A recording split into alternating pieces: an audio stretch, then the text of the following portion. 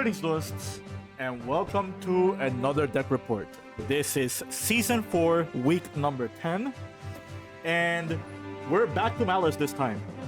So, before I talk about the deck profile and talk about stuff that I've updated with, let's talk about the format itself for a little bit. YCS Brimingham and YCS Orlando both already concluded. The Blue Eyes structure deck came out this week, and until YCS Las Vegas, we're pretty much on regional territory for the next upcoming weeks. Some people are expecting Forbidden Limited List very soon. I don't think we're going to get one until the conclusion of YCS Las Vegas or something very close to it. So right now, the format is already being sort of established until we see more reports involving the Blue Eyes structure deck. Right now, Radiance, Maliss are both the decks to beat this format, and then you have a few outliers that can just reach those decks, like for example, Fiendsmith variants, Bestial variants, as well as like Atlantean Mermail, Crystron, and a few other rogue decks that are just creeping up very close to like these sort of decks. Without further ado, I'll go straight with the list, and then I'll talk about the changes that I did and the theory behind the current list that I have. So, 3 Dormouse, 3 Rabbit, 2 Cat, triple Lubellion, triple Druid's Worm, Magnamort, Saronir, Boldrake.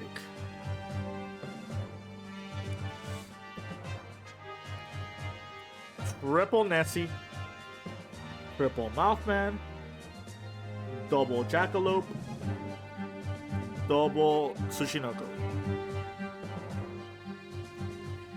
That's 27 monsters.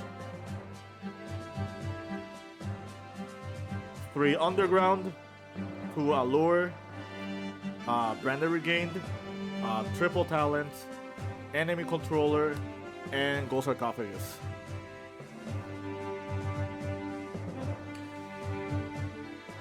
And the last 3 cards are the 3 Maliss Traps.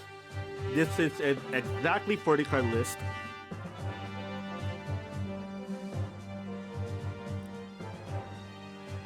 Link Decoder, Linguribo, Lizardos, Dark, Cerberus, Phoenix, IP, SP, the 3 Maliss Queens, Firewall, Griffin, Access Code, Abalaku.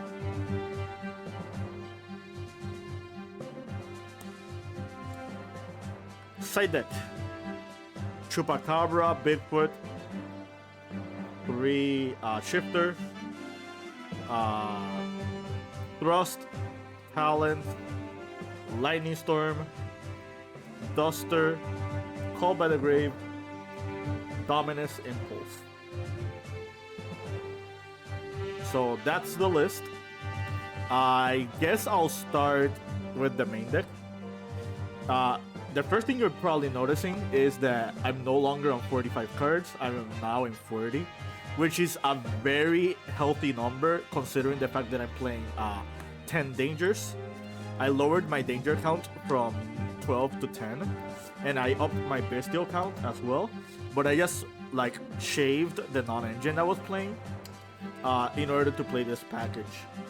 There are some benefits and disbenefits from doing this. The biggest disbenefit is that I'm not playing that many defensive cards anymore. Like, pretty much the bestials are occupying the spot that I had for Impulse and for like Shifter. And I kind of want to talk about that a little bit. So, I looked at every single bestial Fiendsmith deck profile that topped the past 2 YCSs. I was looking to Christian Arena's list as well as a few others. And a general conclusion that a lot of people arrived when it came to the bestial control deck is that if you resolve like the Lubellion and you get branded regained into rotation, like it's really hard for you to lose the match because you're just flooring yourself with a lot of card advantage. And as some paces at the duels go, even if you get like heavy hand trapped, let's say like for example you even get like Lancia at one point, you can still outgrind your opponent by just cycling between your bestials and their non-engine. I know that bestials are kind of strange into the rogue decks. A lot of rogue decks are doing well right now because a lot of people are playing bestials. A lot of people are cutting back on playing Fiendsmiths as their main engine of choice as well because of how popular the bestials are. But the other consensus that I had for playing this is that I wanted to see how a huge number of bestials fared well against the Blue Eyes deck. And I had a good amount of testing. I played against 2 different Blue Eyes players this past week, and I beat them both with this version. Blue Eyes is not a good matchup for Maliss. Even if you're playing a lot of bestials, even if you play Dimension Shifter, like the Blue Eyes deck can outgrind you. Their engine is just very cohesive. It can play around a lot of hand traps. Maliss doesn't play that many hand traps to begin with. You have to be very, very careful with your resources. And some people will be inclined to believe that bestials are really good against Blue Eyes, but bestials are only good against Blue Eyes if you have a lot of them. If you open like just one bestial, that's not going to be enough to stop the Blue Eyes end board. It will probably be enough to stop like Blue Eye Spirit Dragon from being spammed like 2 to 3 times. But at least for the natural end board, which is like the Majesty Trap, the True Light rotation with Blue Eye Spirit Dragon, as well as non-engine. Sometimes they even search a Fed Veiler in part of their combo. Like that amount of resources is very overwhelming. It's almost as overwhelming as Ryziel boards. This particular list that I've made is really good against Blue Eyes because of the danger cards.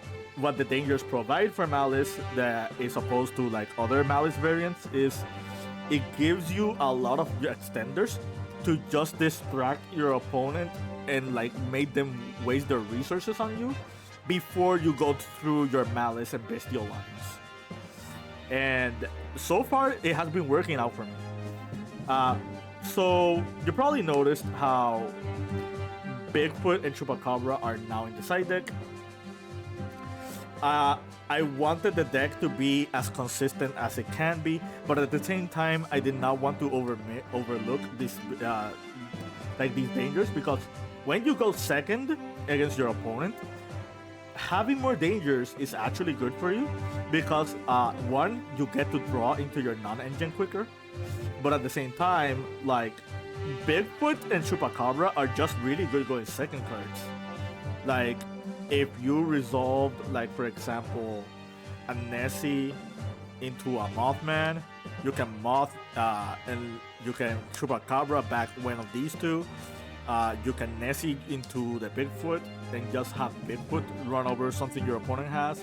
The Bigfoot itself has 3,000 attack, so it can run over a lot of stuff. It can even bait Detonator as well.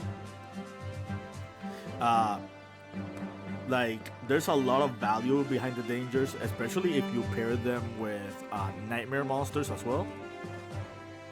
Like, I've beaten Ryziel boards just by making 4 dangers and then making 2 nightmares. Like, one after the other. And it just exhausts a lot of your opponent's resources to a point where you just, like, start using your other like your actual Maliss cards, for example. So I wanted the deck to be consistent. I'm shaving the deck to 40 means you drawing more often those like one of that you just don't want to draw. And before I switched to heavy bestials, I was doing this approach. I was playing Shifter, Impulse, and the other two dangers in the main deck, and it contributed to very clunky hands.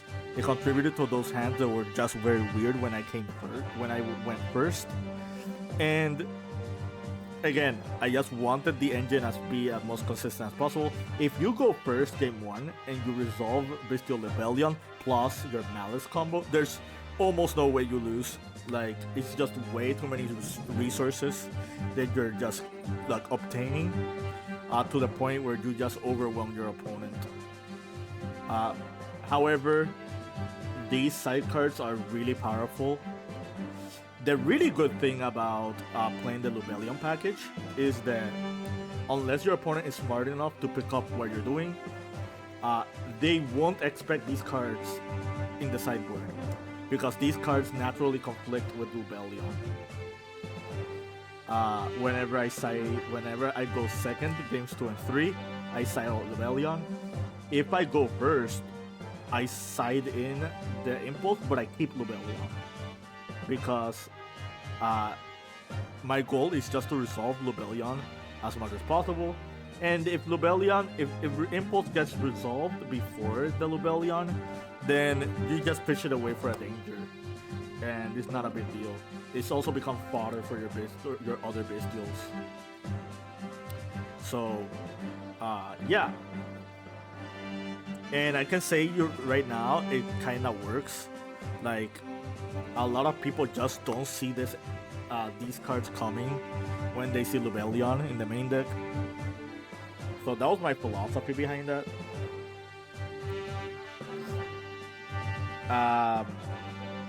Yeah, the Blue Eyes matchup is not that hard at all. So decks that I played this week, I played against 2 Blue Eyes, I played against a Crystron, I played against a Pure Ryziel, a Mitsurugi Ryziel, I played against a Sorcerer Tengi, which almost won the match against me. I will have that deck profile in the channel someday. Shout out to Samuel.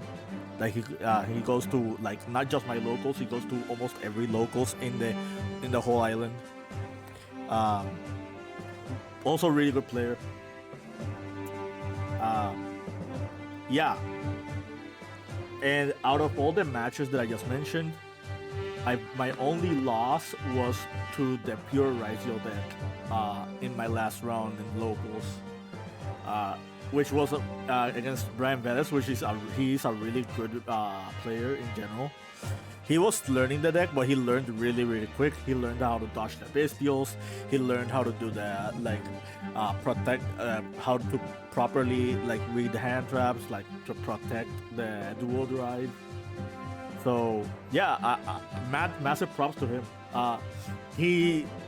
The reason I lost that match was because on game 3, he kept Roland Logbird. He kept it as a crossout target, but conveniently it worked against me because I opened the 2 dangers and Lubellion. And after I resolved Lubellion, he drove me. I had Danger Mothman, and I only wanted the danger to be summoned. I didn't care about its graveyard effect. And he sniped the Mothman, and the Mothman went to the graveyard, and because of Roland Lockbird's effect, we cannot draw from Mothman. So I just lost a card. Which is probably one of the biggest turnouts for dangers, and one of the reasons people just don't like them.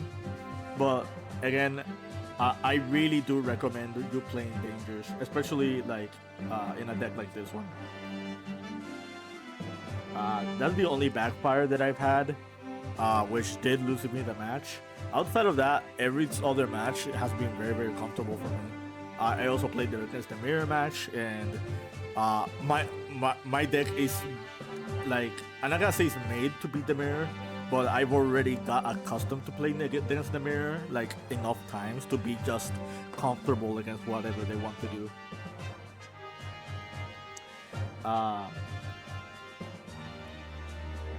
One card that I'm just very perplexed why people are not playing this card is Enemy Controller.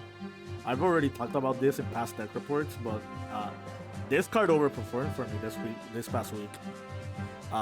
Like I won 3 games against Radiance just because of this card. Like whenever I had situations where they lancied me, I'm forced to pass. I end up a monster in this.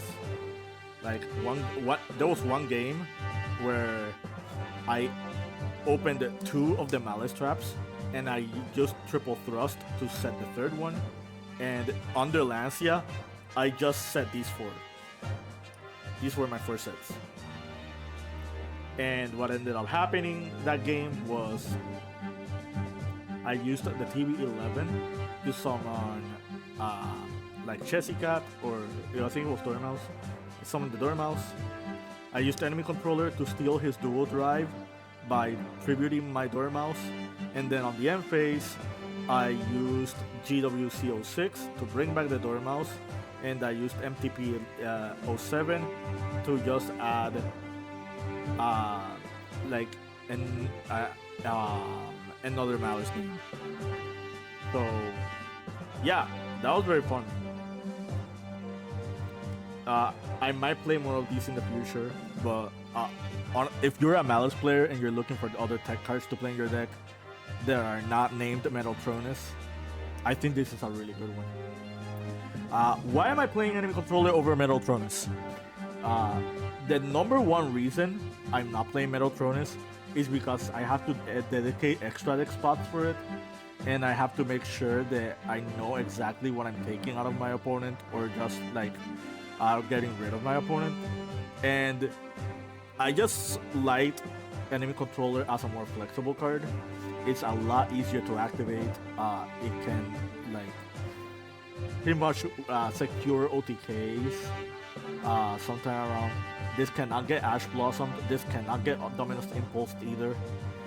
So as a defensive card, they just help me extend. I just really like this card a lot more. So one thing you probably noticed with my extra deck is I'm not playing Splash Mage.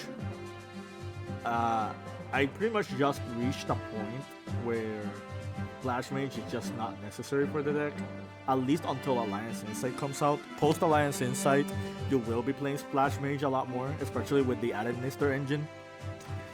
But until that time comes, I think I'm perfectly fine without it. I never missed it at any given point. One thing I really like about IP is that if you go second against the Rysio board, 9 times out of 10, whenever you're trying to spam all your danger monsters, your opponent won't pop your dangers with Detonator.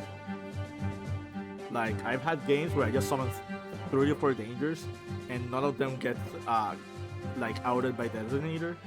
And what I end up doing in those situations is I turn 2 of them into IP, and then I IP and the Mothman into SB Little Knight.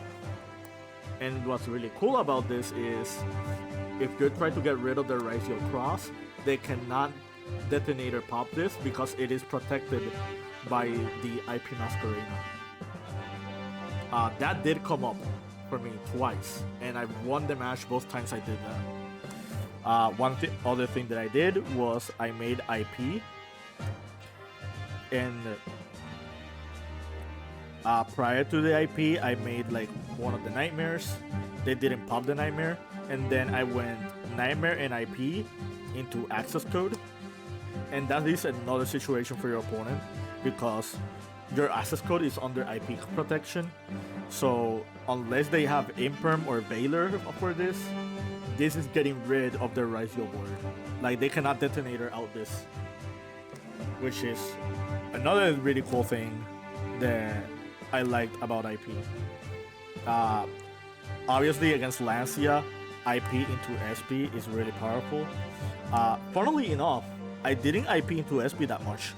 I've IP'd into Phoenix, and I've IP'd into Cerberus a couple of times. Against my Blue Eyes opponent, they tried to like extend and try to fight against my board with theirs, and in part of their rotation, they activated the True Light, and I IP'd into Phoenix to pop the True Light. And the reason why Phoenix is more relevant than SP is because True Light reads when that card is sent from the field to the graveyard to just destroy all their monsters. You cannot do that with SP Little Knight, but you can do it with Nightmare Griffin. So that play did come up for me as well. If I were to play Metaltronus, one card I would probably like put into this extra deck would be Underworld Goddess, because not only is Underworld Goddess a Metaltronus target for a detonator, but if you end up summoning 3 dangers and your opponent like has a Link 2 on board, or you summon 3 dangers and you just end up summoning like another monster, you can just make Goddess and take away their detonator, and with Goddess effect you can negate your opponent's Eclipse twins, twins of the Eclipse. So that's another thing I thought about when it came to this. Yeah, I don't think there's much theory behind everything else that I mentioned. Yeah, the reason this deck is really good against Blue Eyes is because you have enough ways to like distract all their cards. Another tip for Maliss players, if you're playing against Blue Eyes, hold your Dominance Impulse for when they tag out their Blue Eyes Spirit Dragon. If they try to do Crimson Dragon, you can also hold it for that. The problem on holding it out for Crimson Dragon is that unless you pair this with another trap, you're not popping the Crimson Dragon. So they're just going to tag out the Crimson Dragon on your next turn. So that's one pro tip. Like, wait until they tribute their Blue Eye Spirit Dragon and use this on the Blue Eye Spirit Dragon effect to prevent the ultimate dragon, the ultimate Spirit Dragon from being summoned. I think that's it for now. Like, there's not much I need to cover.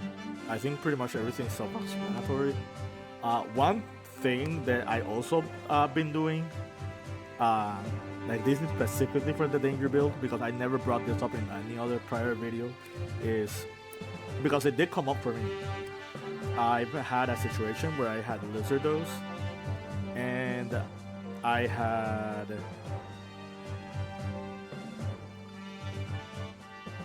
where is it? I think it's here. Yeah, so I had Lizardos with Branded Regained, and I had Tsushinoko. So with Lizardos, you can banish Tsushinoko to draw one card. And with Branded Regained, you put back the Tsushinoko and you draw another card. So that's already 2 draws out of the Lizardos play. Which did come up for me like once or twice. Another reason why the Lubellion package is really good in this deck. I don't have to explain how Branded Regained is really good against the Maliss Mirror match. I think you guys already know how that works now.